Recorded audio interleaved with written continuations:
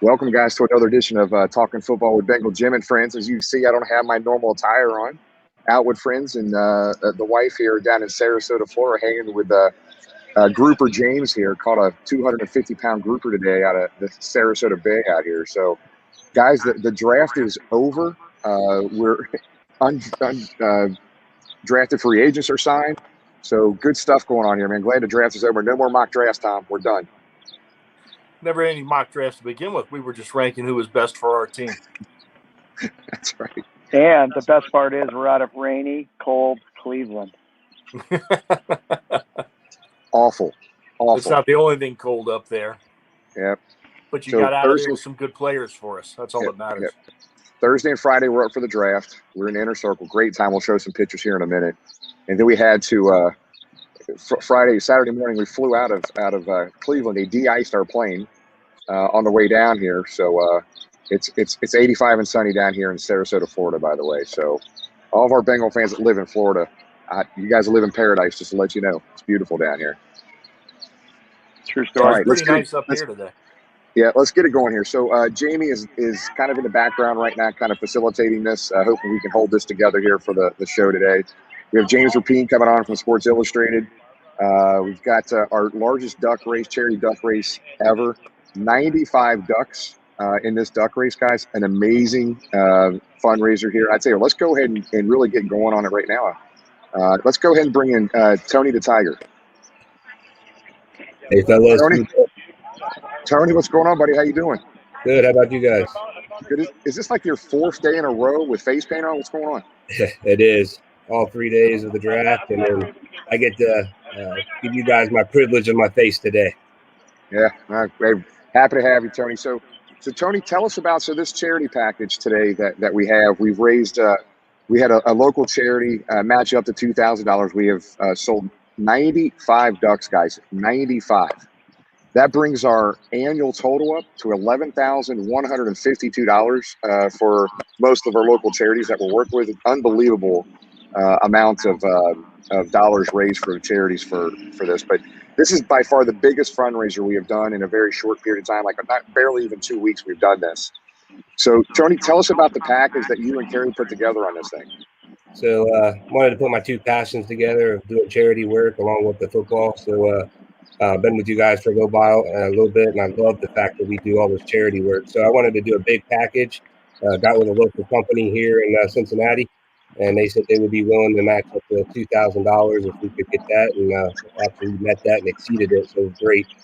So behind me right here, you can see we got the Higgins signed jersey and Isaac Curtis signed football, along with Chad Johnson football on the mini helmet, and then Tyler Eifert 8x10 glossy, along with 2 football cards that are also signed. It's a pretty good package. I'm really excited to be able to do this and get back to the 230 for the shows. Yeah, good stuff. 95 ducks sold, an amazing amount of people participating in this fundraiser the last almost 2 weeks, not even 2 weeks. So just phenomenal. Thanks, AJ. I know you bought a duck or two as well. So it's really neat to see the Bengal fans out there supporting the charities around the Cincinnati area. So guys, I tell you what, Tony, the 2 foundations that we're working with today we're splitting a little over $2,000 each going to the Ken Anderson Alliance and the Anthony Munoz Foundation. Is that right? Those are 2 charities we focused on? Yep, that's great. Okay, good. So, James, do we want to try to get this duck race going here, brother? Yeah, I don't know. let's try. 95 ducks. So, James, we're in a park, just to let you know. We're literally in a park in Sarasota, Florida right now, while our wives and the rest of our friends are in a restaurant having some dinner, a late dinner, and having some drinks. So, hey, it always works out at the end of the day. We got a beautiful scene. We got palm trees in the background, guys, for the show. That's the first. There's not palm trees in Clifton?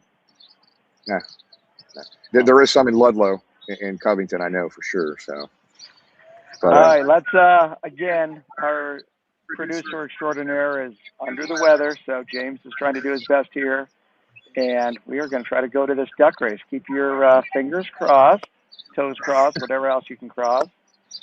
And there it is. So you can see typically we have 20 to 25 ducks, 95 ducks packed and stacked, ready to go. Thank you to everybody that contributed.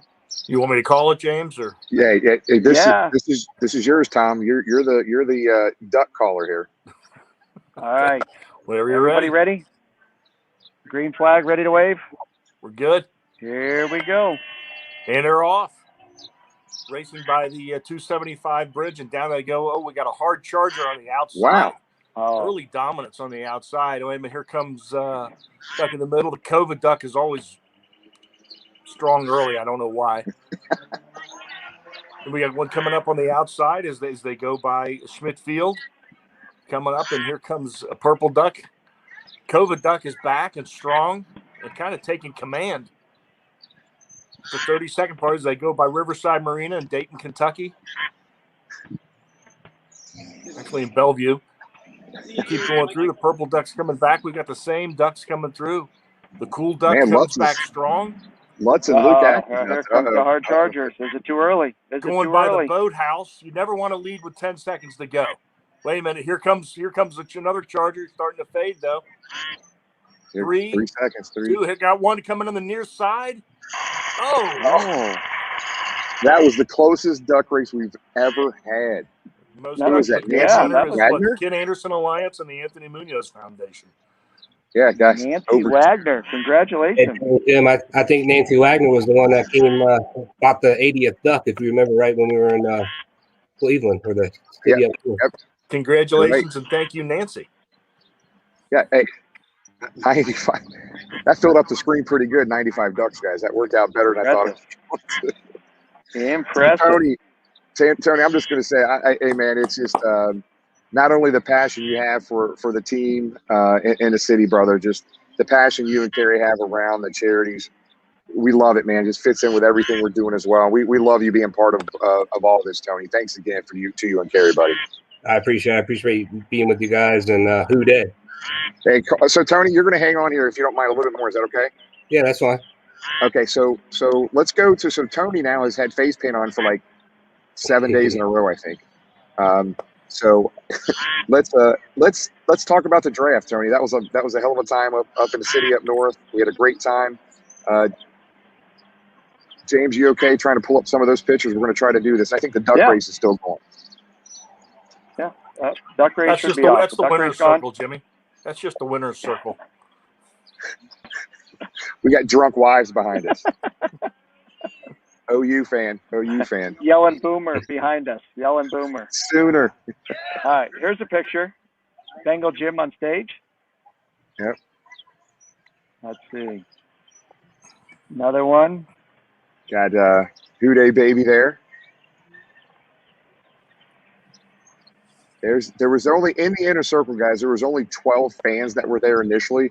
And as fans would leave the draft, they would fill them in with other fans. I know Tony and Carrie and Brandon and Hannah were able to come into the draft at some point over that 3-day period as well. So it just calls for small groups, a much bigger opportunity for camera time, as you can see on TV, whether it be ESPN or the NFL Network, wherever you were watching the draft. And not in the inner circle, but they're cheering on our beloved Bengals. Was our man Jungle Joe? Hey, hold on, leave that up there. So I don't know, not everybody's as old as me, but remember when you're little, you used to watch the Jetson and that little cartoon named Gazoo?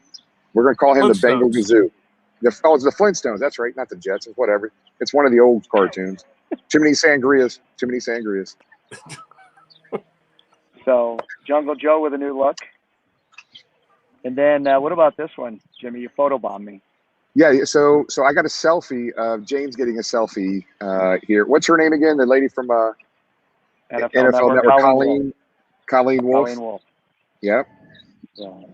And again, I'm going to go back to this picture, which was pretty cool. Houday Baby was up on stage and also got to announce a pick, and Bengal Jim got to go sit in Roger Goodell's chair up there on stage. So pretty cool opportunity there, once in a lifetime, to be up on the stage with the commissioner. And they also had the gentleman from the black-owned business that does a lot of Bengals swag. Him and his son was up there. So pretty cool opportunity. Congrats to all those that got to go on stage. Again, congrats to Sean, our fan of the year. All the fan of the years got to go up on stage too. So pretty cool experience. A lot of Bengals fans up there. didn't have a chance to upload all the pictures, but certainly a fun time. Despite the crappy weather on Thursday and Friday, I guess it warmed up Saturday after Jim left and his hate for the city on the lake up there. But fun time. The river was still on fire before when I left. Oh, goodness. So Tony, you and Carrie got in on the third day, right in the inner circle, right? You guys were on the list and you guys were able to get in? Yeah, we got in for most of the third day. Yep. Got it. Good time. A lot of good music. Fun time, absolute fun time. Anytime you go someplace like it is what you make it at the end of the day. Little unorganized outside the arena area, but man, once you got in there, everything was run pretty smoothly by the NFL. The NFL does things up right, guys. Absolutely does. Yeah. All right, guys. Well, hey, so go ahead. No, the one thing I want to say is people either love or hate Roger Goodell, but I will give him credit for walking through the crowd both Thursday and Friday, taking pictures, taking selfies. People were talking to him, had questions, comments, concerns. So, like him or not, I do have to give him credit for being gracious, walking through the fans, and talking to them both Thursday and Friday. I can't attest to Saturday, but very gracious in doing that, and it was a pretty cool opportunity to once again get a picture with him. When I was on stage for the second round pick and I walked off with him, his demeanor is very interesting, man, because he literally he wanted to engage in a conversation with me. I kind of was joking, was like, hey, thanks, man, I appreciate you letting me be up here with you. We're walking off stage because they escorted me out the back way back into the arena, and I literally just wanted to bring up, or I said, hey, Roger, man, we're June 19th. I said, I'm sorry, we're having a Hall of Fame Jungle to the Hall event to try to get Ken Anderson and Ken Riley get recognition from him. And you looked at me looked straight in my face and said, when is that? What date is that? I said, June 19th. He just kind of hesitated. Literally, we talked about it all the way down that aisle, all the way to the back room. So it was just cool because you could tell he genuinely wanted to talk to you. He wanted to talk to me and engage in a conversation. And it was a pretty neat conversation there. That's for sure, to talk to the man. And he came down and walked in the groups of the fans. And so did Michael Irvin and Colleen and all these other big time names within the NFL. So it was a really fun event. NFL does a really good job with it. And always a good time. We got a bunch of other stories we can't share though. I'm just saying. Kings of Leon were good on Thursday night. I don't know what Machine Gun Kelly was like Saturday. So they did have some bonus entertainment, and then they had a cover band playing. James, you went down. Said Jimmy, the NFL does. And, props to them and look forward to next year in Vegas, right? Oh, yeah. Vegas is going to happen, guys. When you look at what the draft was, 30, 40 years ago and what the NFL has turned it into, everybody else is trying to copy it. So hats off to them. Great job. And, so far as the stories you guys can't tell, I appreciated the phone calls that I got. And we were thinking about you. You were thinking about me and poor Jamie. And we won't go any further than that. But you guys had a good time. If you got a FaceTime call from me Thursday or Friday night, I apologize. I got two.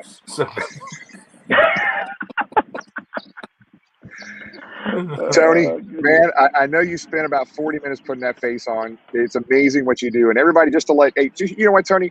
I know we know this story, but tell everybody the process, how long it takes, because I know you get asked that a lot, but we have hundreds of folks watching right now. Tell the story, the time it takes to put that face on and who does it. So I do it myself, all by hand, face paint and basically brushes and some sponges, and I sit in the mirror and listen to a little bit of Welcome to the Jungle while I put my face on, and it's about 40, 45 minutes out the door, and it's time for Who Day time. Yep. Yeah, I mean, it's an amazing thing that he does himself. It's just unbelievable that he can do that himself in a mirror. So very artistic family, good folk. Well, not Carrie so much as Tony. I don't know. Next time, let Carrie paint your face. I want to see what she does. We don't want to do that. All right, Tony, man, we appreciate Carrie. Tony, we love you guys, man. Thanks for putting that package together, guys. So what we'll do, guys, just to understand, we want to be very transparent in everything we're doing. So Tony got a great price on this package. Each one of these things he bought individually. So we will post and be very transparent what we're doing. So we want to make Tony whole for what he paid on this. So we'll show that, I think it was like 4,300 and some change that we raised. It's a little over basically $2,000 that goes to each one of the charities, Ken Anderson Alliance and Anthony Munoz Foundation. And we're going to make sure we make Tony whole for him taking money out of his pocket and putting that money into this package to raise the money for the charity. So it takes a special person to go through this process, all the work. If you only knew how much work Tony and Carrie put into this thing, it's unbelievable. So, Tony, we appreciate it. But everybody that's watching right now, just stay tuned to social media. We will be transparent on this to show you the checks going to the foundations and the money that goes to Tony to make sure that that package he's made whole for putting that package together for us. Hey, I appreciate everybody's participation. Appreciate it, Tony. Thank you. Thanks, Tony. All right. Yeah. Good stuff, man. Tony, I mean, he worked a lot. It took him months to put that together, guys. He's the best. Yep. Yeah, always do a great job. Going back to the draft, Tom, what's your thoughts watching it from home on the production? Did you watch the ESPN broadcast, the NFL Network broadcast?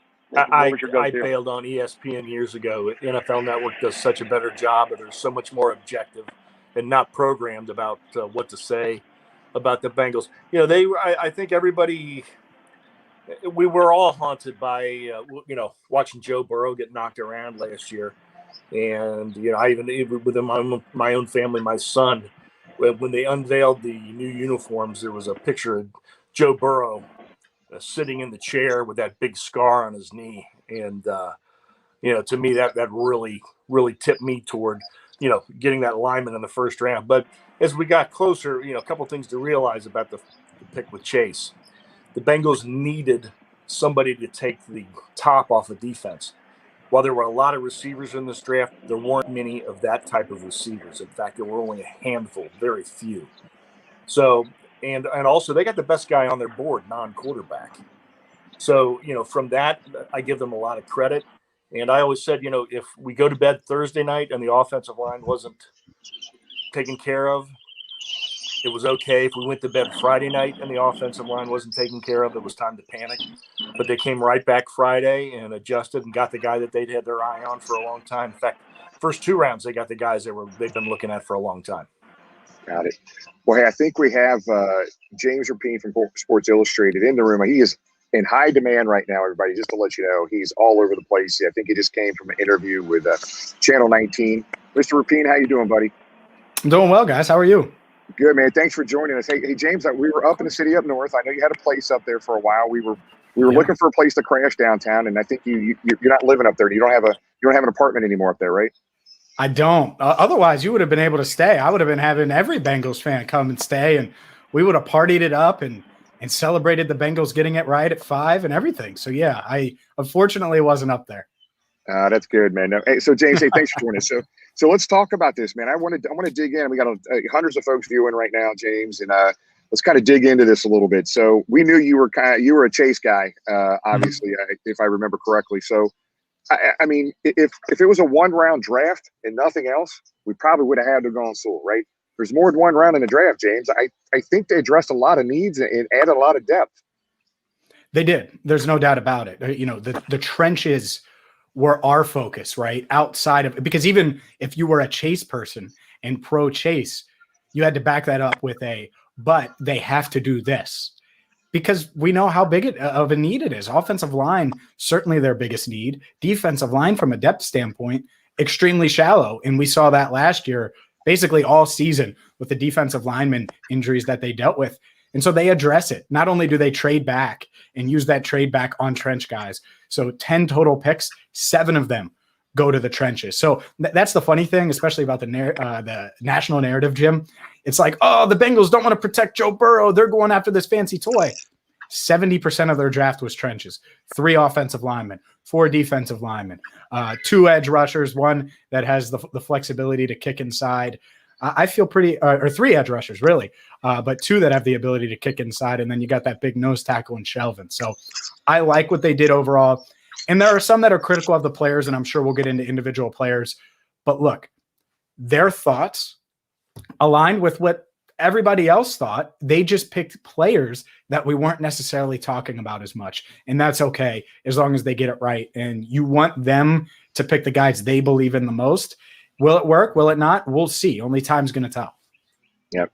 Got it. So everybody that's watching right now, if you could, hey, we want you to be able to ask James any questions that you want.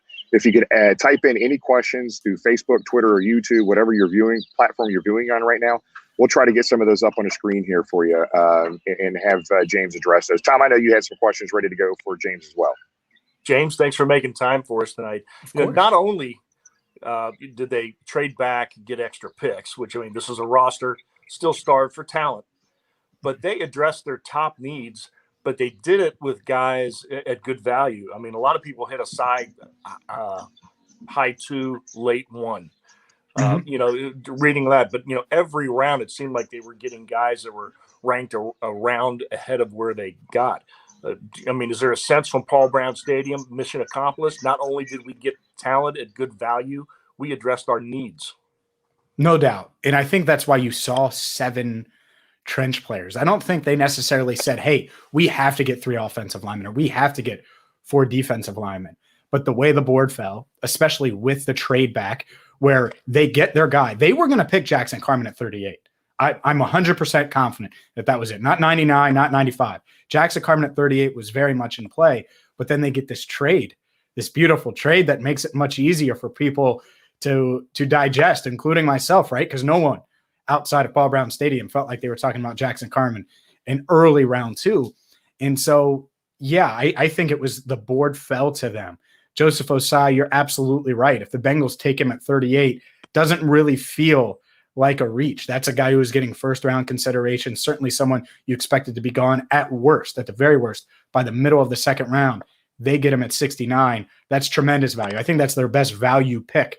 Cam Sample, another guy that some analysts expected to go sooner. He falls to them, and that's where it is. I mean, Tyler Shelvin, I don't, to pretend like I know a ton about him. Obviously, he had some weight issues. Here's what I do know is when you go back to last year, say August before the opt-out, there was talk about him going not only day 2, but second round. So he has plenty of potential as well. And that's kind of the key here is they got guys that either fell or for whatever reason weren't off the board. I mean, Deontay Smith, I really do. I like him as a player. Love his tools. 35-inch arms, 85-inch wingspan. A guy that if you believe in Frank Pollock, this is the guy you want. This is the type of tackle you want to bring in because he can mold him. He can build him up. ECU didn't have the best coaching staff. Their current head coach was on with Dan Hort, and I'm remiss about this. I'm sorry, I forget ECU's head coach's name. But he was like, yeah, we just got there last year. We had a lot of things to clean up, and Smith is like a ball of clay. Well, if you're a Bengals fan and you hear that and you believe in Frank Pollock like the Bengals do, it's exactly what you want to hear because you got a guy that's got all the tools from a measurement perspective outside of weight. He's got to gain some weight, got to gain some strength. Guess what? You go from ECU to the NFL, he can do that. So, yeah, I think that the guys they got, even a guy like Wyatt Hubert in the 7th round, this guy loves football, had a ton of production at Kansas State, knows that he's going to have to cut his teeth on special teams. And this really stood out to me when we were talking to him after he got drafted yesterday. He went to all of the Wildcats special teams meetings, not because as a senior he was on special teams because, hell, he's the best player on their defense, but it was because he knew when he got to the next level, that's how he was going to make a team. And that's the type of kid you want. That's especially in the 7th round. Would not be shocked. I'm not saying, write it in, but I wouldn't be shocked if he pushes for a roster spot in training camp because he just seems built that type of way where he could push for one of the 53 spots. So I'm going to go off the board because James and I were devastated. I think Tom was as well, that Fat Randy is no longer with us. And we got another kicker here. So talk about this Evan McPherson. I mean, I don't know if everybody saw the video, and I know it's all over social media, but you got to watch the video. Him kicking a bottle cap off a Coke bottle, 30, 40 yards away, sitting on a second floor. It's an absolutely amazing video. So talk about this kid, James. Mm-hmm. He's a player.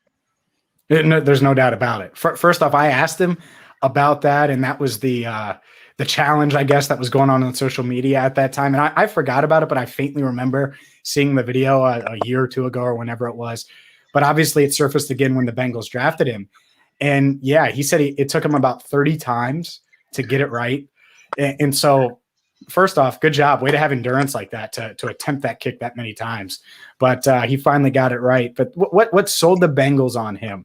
And he made 85% of his field goals, by the way, at Florida, led the Gators. And I think his first in Gators history with 4 50-yard plus field goal makes during his college career. I believe that's the case. So, but what really sold the Bengals on Evan McPherson, he met with Darren Simmons at Florida's Pro Day, talked with him extensively, but he made 21 of 22 field goals, made a 60-plus yarder at the Pro Day. His only miss was a 58-yarder.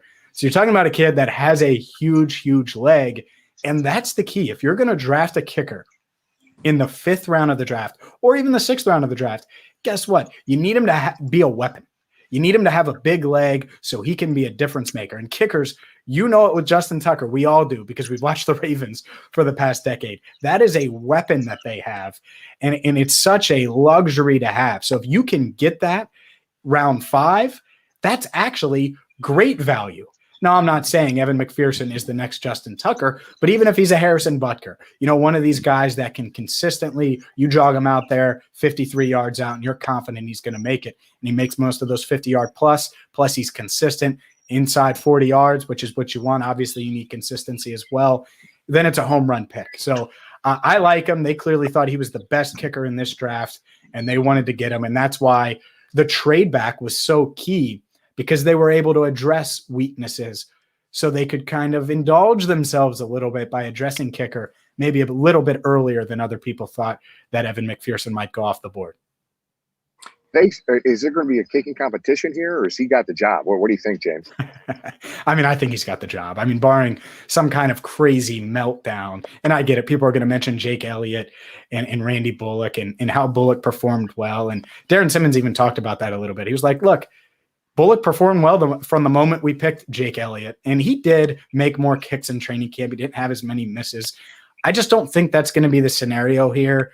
But if it is, I still think they go with McPherson. You can't do that. And the difference between these two guys, I was actually in Cleveland when Austin Seibert got drafted, and obviously he's the other kicker on the Bengals roster. And so there was some outrage about, oh, you're going to spend a draft pick on a kicker. Well, that's the other side of it. And I think the difference between these two guys is their ceiling, is how strong their legs are. They're just different type of prospects. McPherson's just a better kicker. So even if they're close in camp, you go with the more talented guy that you have invested in, and that is Evan McPherson. So I don't think there's really a competition. I think it's more Austin Seibert's going to make some kicks and do some kicks in training camp, but he's more so auditioning for the rest of the league, the 31 other teams. Got it. James, just looking at the draft, like we said, they got great value every round. They address needs, but looking at the roster this coming week in June 1, do you think they're still looking for anything? Are they looking for one more receiver? Are they looking for one more cornerback? Because inevitably the injury bug seems to hit every year, but it hits one position group strong. Do you see them still, looking for any cast-offs or, other guys that can help in any special positions? Yeah, I think they're going to address the trenches more. I do. I think that they're going to find maybe a center guard type guy that, some kind of veteran center that's out there that, if you need him to snap the ball off Trey Hopkins, if there's issues there, if, Billy Price, if you don't want to start him, you can bring someone else in, or it's just another backup guard that can play either guard spot. So some kind of versatile interior lineman. Wouldn't be shocked at all if they go after him. And then the other one that I think is big, and keep an eye on Mr. Geno Atkins. Don't rule that out yet, because I don't know what his market is like, but they need another 3-tech. They need another guy that can put pressure on the interior, I think, just because you don't want to bank on a bunch of these rookies, especially right now. You look, it's Larry Ogunjobi and Mike Daniels, your 2-3 technique defensive tackles. So to me, Geno Atkins makes sense. And maybe, they can bring him back on a lower end deal. But at the same time, if I'm Geno, I'm looking for a contender right now, because I just came off of surgery. I don't know how many more years I'm going to play. We'll see. And he's on a revenge tour, I'm sure. He wants to show the rest of the league that he can still play at a high level. So we'll see if they bring him back. But I think those are the two spots for sure that they're going to look at: interior offensive line. And then really, if there's a tackle out there, I wouldn't be shocked at all if they bring in another veteran tackle to at least compete in training camp. And then the other thing would be interior defensive line. And as far as the edge goes, you could add another one too. I just don't know who's going to shake out there. I know they brought Ryan Kerrigan in. He's still out there. I just don't think that's going to work based on what I heard. So we'll see what happens. But I think it's mostly trenches where they'll focus. Yeah, I just want to back up. I want to make sure the viewers heard what you said. So there's a chance Gino could potentially re-sign with the Bengals. I think so. Yeah, I do. I think it's maybe not most likely. I don't think the door's slammed shut. And that's how I would describe it, especially after that draft. Because, again, they didn't get a Milton Williams, who the only reason I think they didn't draft him at 69, by the way, is because Joseph Asai was there. I think Milton Williams out of Louisiana Tech was someone that they were certainly looking at and could slide into that 3-tech role. And so now you kind of need it. And I'm sure they have a plan if they don't bring in a genotype. But if he's open to it, if I'm the Bengals, I would certainly be open to it. And they have the money to do it. So we'll see if it happens. I wouldn't, like I said, I wouldn't make it extremely likely, but I don't think the door's slammed shut. Got it. Interesting. So Jamie's in the background right now, and I know it was Jamie, if you could throw up just a couple of viewer questions, I'll read them off for James. I know we got a ton of them in here right now. We'll throw a couple up. James, so we've got our buddy Jeff, Strawberry Ice, wants to know, you're great. You're great. I mean, you've seen them all over the board, A to D's and C's all over the board. Your objective opinion, grading them, the grading scale from James Rapien is a what? A big fat F. No, I'm just kidding. Damn it, James. No, look, I I think it's probably in the B range, right? Because to me, they address their weaknesses. They added a complete game changer in Jamar Chase. And Tom, you said it as I was in the waiting room. They took the best guy on their board. That's the thing. They had Jamar Chase ahead of Penei Sewell. And so we had this huge debate. But what do we want? Do we want them to prioritize need or top talent? And if Jamar Chase is the next A.J. Green, or if he shatters Chad Johnson and A.J. Green's records like he said he was going to after they drafted him, then it was a hell of a pick. And I do, from a talent perspective, think it was the right one. So that stands out to me. I know there's a lot of people that ding them for taking Chase. I'm going to praise them for taking Chase. I think that was by far their best pick. Easy to do, right? Because he's the best talent. But still, I think they deserve to be praised for that. But yeah, they addressed the trenches. 7 of their 10 picks in the trenches. I like the McPherson pick. I love Chris Evans. Great value. You're talking about a running back that has all the traits. Run the three cone drill in like 6 seconds or something extremely fast. Elite athlete. Some of his pro day numbers compare to Jamar Chase, but he didn't have production at Michigan, had that academic issue, which, yeah, is that a character thing that you vet out a little bit? Sure. But, it's an academic thing. It's not like an off the field, oh my God, why would you draft him type thing. And he doesn't have a lot of tread on his tire. So I wouldn't be shocked if the Bengals got a couple of guys in the back end, Chris Evans and Wyatt Hubert, that end up making the 53-man roster. And you mix in all those trench guys. I think a B is about right. And it could go higher, could go lower. It's really going to depend on 2 guys, fellas. First, Jackson Carman. How does he perform? Is he going to be that plug-and-play right guard? And 2, Deontay Smith. Is he going to end up being maybe a future right tackle? Or is he going to end up, moving to guard? He's got the measurables. I like the pick a lot. I think those 2 guys are going to stand out. And if those 2 work, or even one of them works, along with Chase being the home run pick, it's already a pretty successful draft. And then if you mix in an Evan McPherson being the next Harrison Butker, then you're rolling. You'll take that. And that's only 3 of the 10 picks. So they certainly have put themselves in a pretty good position. I'll give them a B. Yeah, good. And it's funny. One thing I've learned years ago, James, is I don't get too high or too low anymore in a draft. I get excited still, but only time's going to tell. I mean, no matter what the prognosticators are saying about these guys, the experts, next 12 to 24 months will give us a better feel for that. So, James, Jamie, let's go and throw up a few more questions. This is AJ, upstate New York. James, the Bengals seem to focus on picking players that generally want to be in Cincinnati. Do you see that as being intentional?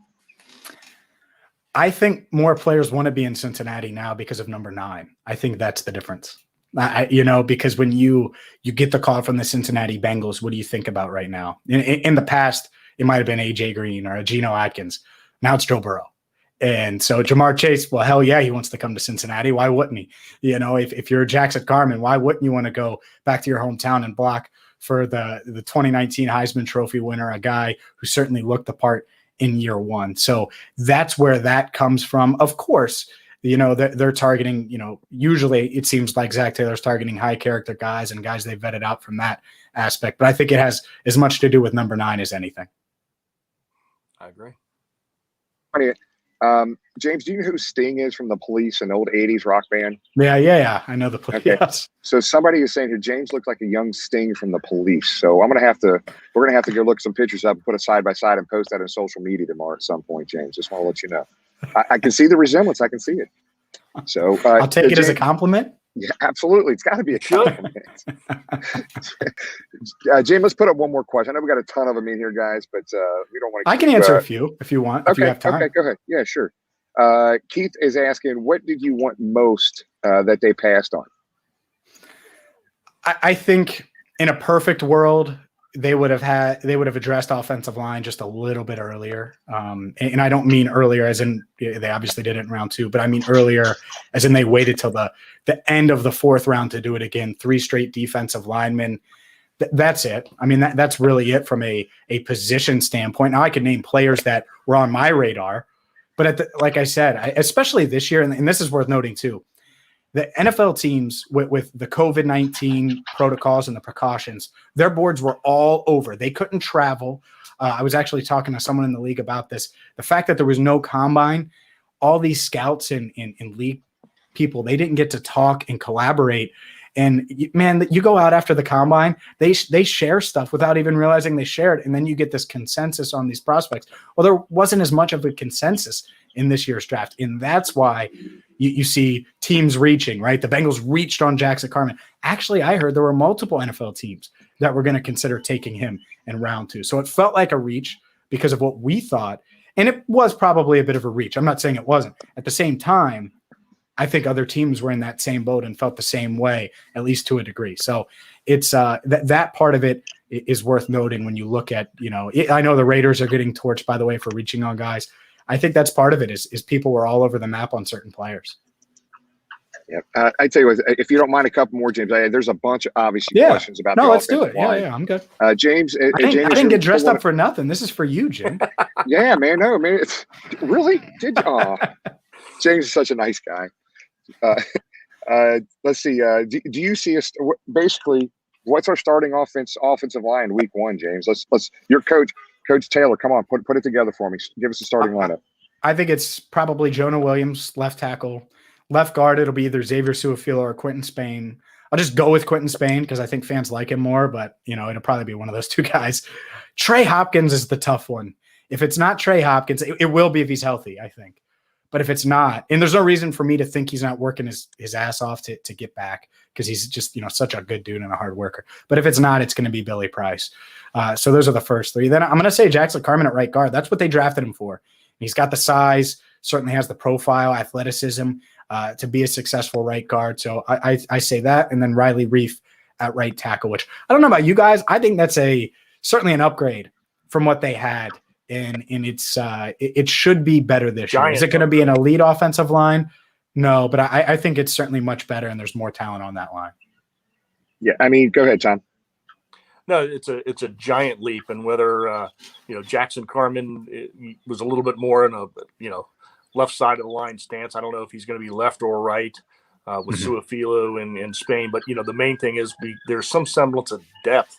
It seems like the last 4 or 5 years, anytime anybody gets injured on this team, I mean, there's a full state of panic as to what's going to happen the next week. And, we're putting in somebody untried and we're hoping he can play. Whereas now there are going to be some guys with either enough talent or enough experience to get in there that, we can expect to still compete and win the game.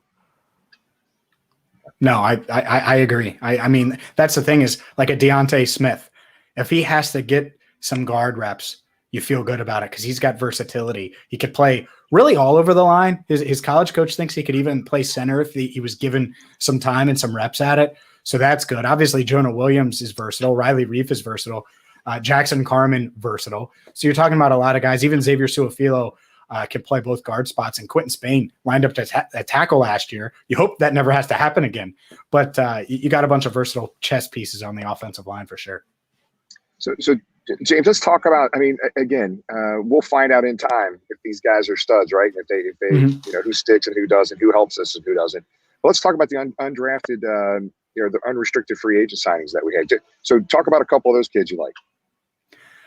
Well, I mean, the Puka Williams one is a little controversial considering the off the field stuff, but from a talent standpoint, I mean, ran for 2,200 plus yards at Kansas his first 2 years there. So that part stands out. Now he's small. I mean, he's 5'9", $175. He's literally my profile, only I weigh a little bit more after that burger I ate last night. So it's it's one of those things where it's like, I don't know if he's going to make it, especially with a guy like Chris Evans, who's just a better prospect, better player. But that one stands out. And then I'm trying to think here if any of the others really, from a talent perspective, popped. I mean, you got the local punter. I just that's the problem. You got Kevin Huber on the team, and Christians. I don't know if you could pull that off, but it is cool that he's staying home and is going to be a part of the team. Good stuff, James. I know we have a bunch more. You want to throw one more up here? Yeah, throw a couple up. Okay. Again, another one from AJ. With a lot of players opting out of the 2019 season, it appears there was potential in rounds 4 and 7. You see more value in the later rounds than in previous drafts because of the COVID situation? I think so, because I think that there was, such a all over the map grading scale from some of these players. For example, I think I said this to you guys, but Tyler Shelvin is a guy that before COVID, before he opted out, was projected to be a day 2 guy. And so he falls to the middle of round 4. And you might not think that that's a big fall, but if he's a 2-down nose tackle, that could be your next DJ Reader. You just stole him. Right. So that part of it is certainly good value there. Deontay Smith, I think, is good value. So yeah, I think that there certainly was value. Their best value pick, obviously, Joseph Osai. And that's the thing, is when you have almost a consensus like you do most years, where how things go is how things are going to go, versus this year where things were all over the place. Let's go back to the first round. Alex Leatherwood is a guy I thought the Bengals might take at 38. He goes 17 to the Raiders. They clearly probably had him as a top 8 to 10 player on their board. He might have been the second lineman or third lineman ranked on their board. So it's interesting to see how these teams viewed some of these prospects, and that's why you had so many risers and fallers that were different than the consensus. And I think we have another one. This will be the last one we have here for you. So Jennifer's asking, do you see Thaddeus Moss making a team this year? I think there's a shot. I really do, because Thad Moss, he's a willing blocker, which is going to be big for him. The key is going to be special teams, because we know he's got good hands. We know he's got the rapport with Joe Burrow on the field, but certainly off the field as well. I'm told they're pretty good friends. Really good friends, actually, is what I was told. So the Bengals certainly were interested in him last year. They tried to sign him as an undrafted free agent. It didn't work out. They claim him now. And so I think he's got a shot. Is it above 50%? No, I'd probably put it at 50-50. Probably going to come down to special teams and then CJ Uzomah's health and those two things. But yeah, if Moss shows he can play a role on special teams, well, guess who did that? Cethan Carter last year. Cethan Carter's in Miami. So there's a weakness there and a hole. And if he can fill it, the Bengals will certainly love that proposition for sure. Good stuff. Well, James, I just want to let you know the breweries that you recommended us up in the city up north actually had some pretty good brews. I appreciate the suggestions. It was a fun time. It was really good. It was again, we have better breweries. Oh my God. They have better breweries down here in Cincinnati, but they have a couple good ones up there. You gave some good suggestions. We appreciate your recommendations, buddy. It means a lot. So, yeah, James. I'm glad you had fun. After that first day, by the way, the weather cleared up a bit. I'm glad it didn't rain on you the whole time. It was miserable. If they can hold a draft in Cleveland, let me tell you, we can do it in Cincinnati even better than that. It was a fun time. It was a fun time. I saw that. I saw one of the questions was that. I think it's certainly doable, especially with about Cincinnati hosting the draft. I think it's certainly doable, especially with that new music venue. I think that'd be fun, wouldn't it? Oh my God. You could have the banks. You could have the music venue. They could announce picks there, and then you have the stadium right next to it. Hey, let's speak it into existence, guys. Yeah, I think logistically, I think it's easier to do it here. Everything's so close, the stadium and the park and the music venue. And I tell you, we could pull it off. I tell you what, we could really do it. So hopefully that happens someday. Now I'm going to call Roger Goodell here because him and I are like this right now. So well, I'm just going to call and talk to him about this is your best friend. It was kind of interesting. So, well, James, we appreciate it, buddy. Thanks again for taking time, and thanks for dressing up, man. I hope you have shorts on right now or something. Oh, no way! Dressed to the nines. Okay, I just wanted to make Dress sure. shoes too. Looking good. Don't stand up. Don't stand up. James, we appreciate it, buddy. Thank you, James. We'll see you, man. Thanks, buddy. See you guys. Take care. I think you chased him off. Yeah. He was in there in his underwear. His nice suit and tie, man. I hope he's not in the waiting room still. My bad. So, hey, James is still here with me. We're kind of in the sunset now. The light's not real good right now. I don't know if he's going to be able to get back on. But one thing that he wants to show everybody, we went out fishing today down here in Sarasota. And guys, I kid you not, man. I don't know if you've ever seen I'm not a fisherman at all. I don't even like touching them. This is a 250-pound Goliath grouper. Now, that picture doesn't even do it justice. This thing was massive. James noodled it. He jumped in and grabbed it. No, he caught it with we had a fishing guide with us today. Yeah. Hey, that thing was massive. The captain of the boat told James, he caught it. You got to jump in and get a picture with it. And there's James right there. And somebody in social media said they thought that was a mermaid behind the fish. That would be the ugliest mermaid ever. But we had such a good time today, guys. And we were really concerned about, we got our portable Wi-Fi. We got our laptops out here. Our He's wives got to get and that family. cut up. The family's going to eat big for a long time. Eat big and eat healthy.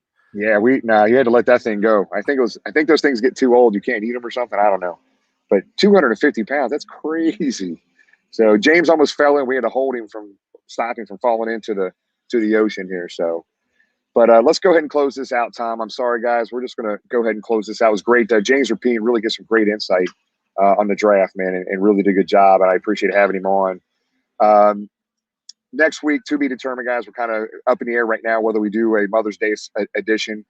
So we'll be talking about that here next day or two. Just stay tuned for that. We'll talk about that here over the next day or two. And guys, I'm excited, man. Great offseason again in free agency. I think they've got some missing pieces here in this draft again this year. We're getting closer, guys, and I'm excited about it. Tom, go ahead and give us your closing thoughts on this. I think they had a great week. I think they did exactly what they needed to do, and furthermore, I think they did what they wanted to do. I love the guys they got late. I think they can help, and like I say, they're starting to build some depth. The roster finished, like James said, probably not. Are there still holes? Probably, but this year I think we're going to watch this team this year, and if they can stay healthy, we're going to say, yep. We're taking a very big step for where they want to be. And it's like Elizabeth Blackburn has said, it isn't going 8-8. It isn't going 9-7 and getting them as a wild card. It's getting to and winning the Super Bowl. And I think, if you're Joe Burrow last year, this draft this year is going to be a very big part of building that.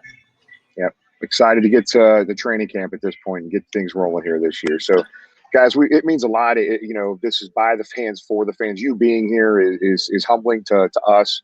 Thanks for viewing and watching, guys.